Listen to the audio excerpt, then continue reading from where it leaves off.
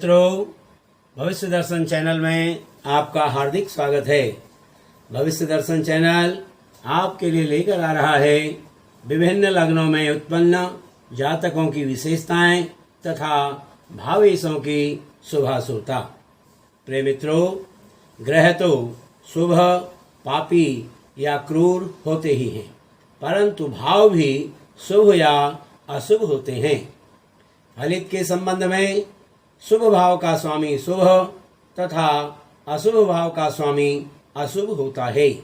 ऐसे अशुभ भावेश की स्थिति व दृष्टि दोनों ही अशुभ होती हैं। यह तथ्य महत्वपूर्ण है कि भाव में स्थित ग्रह की अपेक्षा भावेश अधिक महत्वपूर्ण होता है, क्योंकि भावेश तो मकान मालिक है, जबकि उस भाव में स्थित ग्रह किराएदार। जो पाठक यह जानना चाहते हैं कि उनकी कुंडली में विभिन्न भावों के स्वामी कौन कौन से ग्रह हैं तथा वे भावेश उनके जीवन में शुभ फलदायक यानी कि कारक रहेंगे या अशुभ फलदायक यानी कि अकारक रहेंगे, उन्हें अपनी लग्न वाली कुंडली से यह ज्ञात हो जाएगा कि उनके जीवन के विभिन्न पहलुओं, जैसे आज यहाँ देख रहे हैं आप, मकर लग्न की कुंडली है। इस मकर लग्न की कुंडली से आपको यह मालूम हो जाएगा कि हमारे शरीर की स्थिति कैसी रहेगी। भावेश के कारण ही हम जान सकते हैं कि शरीर की स्थिति कैसी रहेगी, धन की स्थिति कैसी रहेगी, पराक्रम कैसा रहेगा, सुख कैसा रहेगा जीवन में, संतान की स्थिति कैसी रहेगी, रोग की स्थिति कैसी रहेगी, पत्नी का स्वभाव, पत्नी की स्थिति कैसी रहेगी, आयु की क्या स्थिति होगी, भाग्य की क्या स्थिति होगी, कर्म की क्या स्थिति होगी, आय की क्या स्थिति होगी और व्यय की क्या स्थिति होगी। इस प्रकार से हर भाव से संबंधित भावेश कौन कौन से ये ग्रह हैं, उनकी शुभाशुभता कैसी रहेगी। तो आज इसी संदर्भ में हम मकर लग्न में उत्पन्न जातकों की विशेषताएं और शुभाशुभता के ऊपर बात करेंगे। जैसा कि आप यहाँ देख रहे हैं, मकर लग्न है। मकर लग्न का स्वामी है शनि, तो लग्नेश यानी कि प्रथमेश जो है वो शनि यहाँ पर हो जाते हैं। द्वितीय भाव का स्वामी शनि होने से यहाँ भी शनि जो है वो द्वितीयेश हो जाते हैं या धनेश हो जाते हैं। तीसरे भाव में मीन राशि होने से गुरु तृतीयेश हो जाते हैं। चौथे भाव में मेष राशि होने से मंगल चतुर्थेश हो जाते हैं। पांचवें भाव में वृष राशि होने से शुक्र पंचमेश हो जाते हैं। छठे भाव में मिथुन राशि होने से षष्ठेश बुध हो जाते हैं। सप्तम भाव में कर्क राशि होने से सप्तमेश चंद्रमा हो जाते हैं। आठवें भाव में सिंह राशि होने से अष्टमेश सूर्य हो जाते हैं। नवम भाव में कन्या राशि होने से नवमेश या भाग्येश बुध हो जाते हैं। 10वें भाव में तुला राशि होने से दशमेश शुक्र हो जाते हैं। 11वें भाव में वृश्चिक राशि होने से एकादशेश या आयेश मंगल हो जाते हैं। और इसी तरह से 12वें भाव में धनु राशि होने से द्वादशेश यहाँ पर गुरु हो जाते हैं। इस तरह से ये हमारी भावेशों की स्थिति होती है। अब भावों की शुभाशुभता के बारे में हम बात कर लेते हैं। यहाँ पर जो लग्न भाव होता है, जिसको हम प्रथम भाव भी कहते हैं, ये भाव उत्कृष्ट कहलाता है। त्रिकोण और पंचम यानी कि ये त्रिकोण, पंचम और नवम भाव ये अति उत्तम भाव कहलाते हैं। केंद्र का भाव, लग्न का भाव उत्कृष्ट कहलाता है। पंचम और नवम का भाव अति उत्तम कहलाता है। केंद्र का भाव चौथा, सातवां और 10वां ये उत्तम भाव कहलाते हैं, जबकि द्वितीय भाव हमारा तटस्थ भाव कहलाता है। तृतीय और एकादश यानी कि तीसरा और 11वां जो भाव है हमारा, ये मध्यम भाव कहलाता है। जबकि कुंडली में त्रिक भाव छठा, 8वां और 12वां भाव ये अशुभ भाव कहलाते हैं। भावेशों की शुभाशुभता के सिद्धांत पर हम बात करते हैं। लग्नेश सदैव शुभ होता है। लग्न को हम केंद्र भी कहते हैं और इसको हम त्रिकोण भी कहते हैं। दूसरी बात है कि पंचम और नवम भावों के स्वामी, 5वें भाव का स्वामी और 9वें भाव का स्वामी, जैसे कि आप यहाँ देख रहे हैं मकर लग्न की कुंडली है, इसमें पंचम का स्वामी शुक्र है और नवम का स्वामी बुध है। तो कोई भी ग्रह हो, चाहे ये ग्रह सौम्य हो, पापी हो या क्रूर हो, किसी भी प्रकार के ग्रह हो, तो ये हमेशा शुभ फलदायक होते हैं। अब तीसरी बात क्या है कि शुभ ग्रह केंद्रेश होने से, जैसे आप इस कुंडली में देख रहे हैं, यहाँ पर चतुर्थेश मंगल है, मंगल पापी ग्रह है, सप्तमेश चंद्रमा है, ये शुभ ग्रह है, और 10वें शुक्र है, ये भी शुभ ग्रह है। तो यानी नियम क्या कहता है कि शुभ ग्रह केंद्रेश होने से, जैसे यहाँ पर इसको हम छोड़ देते हैं मंगल को, तो चंद्रमा और शुक्र ये दोनों सौम्य ग्रह हैं, शुभ ग्रह हैं। तो इस प्रकार से ये केंद्र में होने के कारण अपने शुभत्व को खो देते हैं, शुभ फल देने में असमर्थ होते हैं। जबकि पापक ग्रह, अगला नियम हमारा क्या कहता है, जबकि पापक ग्रह केंद्रेश होने से वो अपने पाप प्रभाव को खो देते हैं, अशुभ फल नहीं देती। जैसे यहाँ पर मंगल है, मंगल जो है चौथे घर में होने से पापी ग्रह तो है, लेकिन ये अपने पाप के फल को, अशुभ फल को नहीं देगा, बल्कि ये शुभ फल देगा। और यहाँ पर ये दोनों शुभ ग्रह होने से अपने शुभत्व को खो देते हैं, ये नियम है। अब यहाँ पर हम बात करते हैं जो मकर लग्न है, मकर लग्न के जातकों की विशेषताएं क्या हैं, इस पर थोड़ा सा नजर डाल लेते हैं। मकर लग्न अथवा मकर राशि में जो जन्मे जातक हैं वो दुबले पतले और लंबे होते हैं। दूसरी बात, पृथ्वी तत्व प्रधान राशि होने से, ये मकर राशि जो होती है पृथ्वी तत्व प्रधान राशि मानी जाती है। ऐसे जातक जो है सावधानी बरतने वाले, बचत करने वाले तथा कार्य को व्यावहारिक ढंग से पूर्ण करने वाले होते हैं। ये अपने कार्य को धीरे परंतु धैर्य के साथ पूर्ण करते हैं। इनमें आत्मविश्वास की कमी नहीं होती। प्रत्येक कार्य को पूर्ण विचार के उपरांत ही प्रारंभ करते हैं। इनमें सहन करने की शक्ति गजब की होती है। ये साधारणतया आशावादी नहीं होते। ऐसे जातक रूढ़िवादी विचारधारा के होते हैं। ये जातक जीवन में समस्याओं की चिंता नहीं करते, इसीलिए प्रारंभ किए हुए कार्य को पूर्ण करके ही दम लेते हैं। इन जातकों का विवाह विलंब से होता है। इनका दाम्पत्य जीवन सामान्यतः सुखी नहीं होता। ये अनुशासन प्रिय होते हैं परंतु अधिक बोलते हैं। इनका स्वभाव उग्र होता है। कार्य में असफल होने पर इनमें हीन भावना आ जाती है।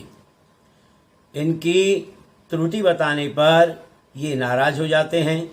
इस कारण इनका स्वभाव अड़ियल प्रकार का होता है। ये प्रायः अपनी ही बात दूसरों पर थोपते हैं।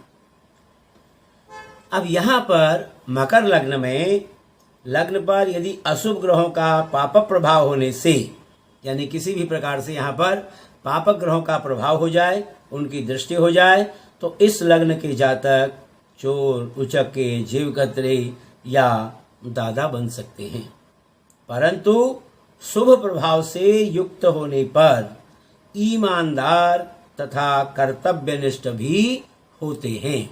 इस तरह से हम ये कह सकते हैं कि मकर लग्न के जातकों की पर, यहाँ पर मकर लग्न पर यदि पापी ग्रहों का प्रभाव होगा तो दुष्प्रभाव देंगे, दुष्फल देंगे, और शुभ ग्रहों का प्रभाव होगा तो ये लग्न वाले इनको शुभ फल की प्राप्ति होगी। इन जातकों में स्वार्थ परायणता होती है। ये ऐसा रूप बदलते हैं कि लोग इन्हें समझ नहीं पाते। ये अच्छे अभिनेता होते हैं। धन प्राप्त तो होता ही रहता है पर ठहरता नहीं है। इस लग्न के जातक इंजीनियर, वैज्ञानिक, भूगर्भ शास्त्री, तेल व्यवसायी और व्यापारी होते हैं। सरकारी नौकरी भी इनके लिए उपयुक्त व्यवसाय है। अब यहां देख रहे हैं, यहां लग्न में जब मकर राशि होती है तो द्वितीय भाव में कुंभ राशि हो गई, तृतीय भाव में मीन राशि हो गई, चतुर्थ भाव में मंगल मेष राशि हो गई, पंचम में वृषभ राशि हो गई, छठे में मिथुन राशि हो गई, सप्तम में कर्क राशि, अष्टम में सिंह राशि, नवम में कन्या राशि, दसम में तुला राशि, एकादश में वृश्चिक राशि और द्वादश भाव में धनु राशि हो जाती है।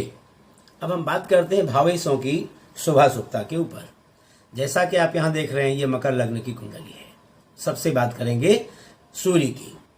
मकर लग्न की कुंडली में सूर्य अष्टमेश हो जाते हैं, तो यहां पर भी अष्टमेश सूर्य को अष्टमत्व दोष नहीं लगता है, इसलिए अष्टमत्व का दोष नहीं लगने के कारण यह अशुभ नहीं रहेगा, परंतु अधिक शुभ भी नहीं है। अतः सूर्य इस कुंडली में तटस्थता की भूमिका को अदा करेगा।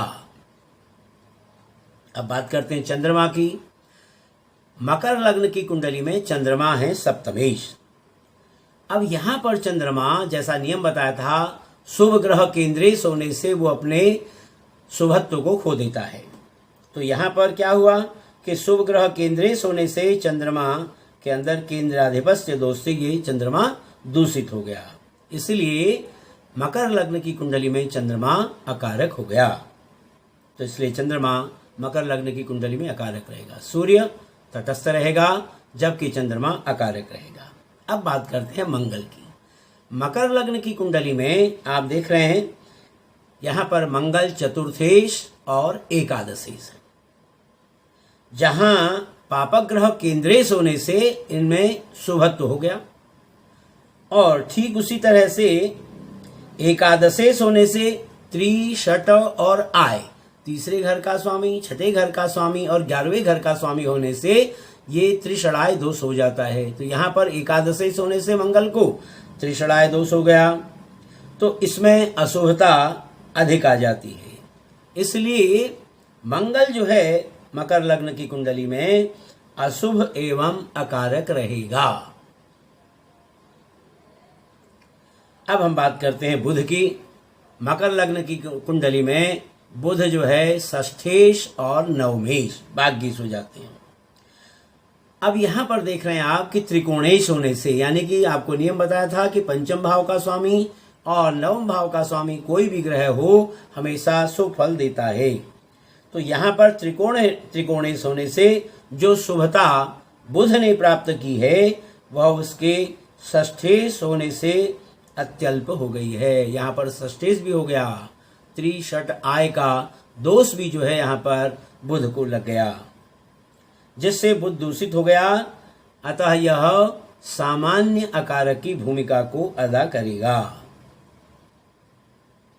पूर्ण रूप से हम अकारक नहीं कह सकते, सामान्य रूप से यह अकारक रहेगा। अब बात करते हैं गुरु की। मकर लग्न की कुंडली में गुरु तृतीयेश और द्वादशेश हो जाते हैं। अकेले द्वादशेश होने से गुरु तटस्थ है, परंतु तृतीयेश यानी कि त्रिषण आय का स्वामी होने से, तीसरे घर का स्वामी होने से यहां पर यह गुरु जो है दूषित हो गया। इसलिए मकर लग्न की कुंडली में गुरु भी दूषित रहेगा, अकारक रहेगा। अब बात करते हैं हम शुक्र की। मकर लग्न की कुंडली में शुक्र पंचमेश और दशमेश हो जाते हैं। शुभ ग्रह केंद्रेश होने से, जैसा नियम बताया था, शुभ ग्रह केंद्रेश होने से केंद्राधिपत्य दोष से दूषित हो जाता है, परंतु इसके पंचमेश होने से, त्रिकोणेश होने से, पंचम का स्वामी भी होने से इसका जो केंद्राधिपत्य दोष है वो नष्ट हो जाता है। इसलिए इस कुंडली में शुक्र शुभ एवं कारक ग्रह रहेगा, क्योंकि पंचमेश के होने से, त्रिकोणेश होने से शुक्र में शुभता आ गई, जिसके कारण से यह कारक और शुभ ग्रह माना जाएगा। हम बात करते हैं शनि की। मकर लग्न की कुंडली में शनि जो है लग्नेश होते हैं और धनेश होते हैं, क्योंकि मकर और कुंभ का स्वामी जो है वो शनि है, तो इसलिए लग्नेश शनि हो गए और धनेश भी शनि हो गए। द्वितीयेश, यद्यपि द्वितीयेश होने से शनि में तटस्थता आती है, परंतु लग्नेश होने से शनि शुभ फलदायक और कारक ग्रह रहेगा, क्योंकि लग्नेश जो है उत्कृष्ट भाव माना गया है, इसलिए लग्नेश जो है वो शुभ रहेगा। इस प्रकार हम कह सकते हैं कि मकर लग्न की कुंडली में शुक्र और शनि, यानी कि शुक्र और शनि ये दोनों ग्रह कारक रहेंगे, जबकि चंद्रमा, मंगल और बुध ये, और इसके साथ साथ गुरु भी, ये अकारक रहेंगे। चंद्र मंगल बुध और गुरु ये अकारक रहेंगे, और सूर्य जो है वो तटस्थ भावेश की भूमिका अदा करेंगे। प्रिय मित्रों, यह था मकर लग्न में उत्पन्न जातकों की विशेषताएं एवं भावेशों की शुभाशुभता। आशा है आपको हमारी यह वीडियो अच्छी लगी होगी। यदि आपको हमारी यह वीडियो अच्छी लगी हो तो आप हमारी वीडियो को लाइक करें, शेयर करें और हमारे चैनल को सब्सक्राइब करना भी न भूलें। फिर इसी प्रकार की नई वीडियो लेकर के आपके सामने उपस्थित होंगे। तब तक के लिए आप सभी का हार्दिक धन्यवाद।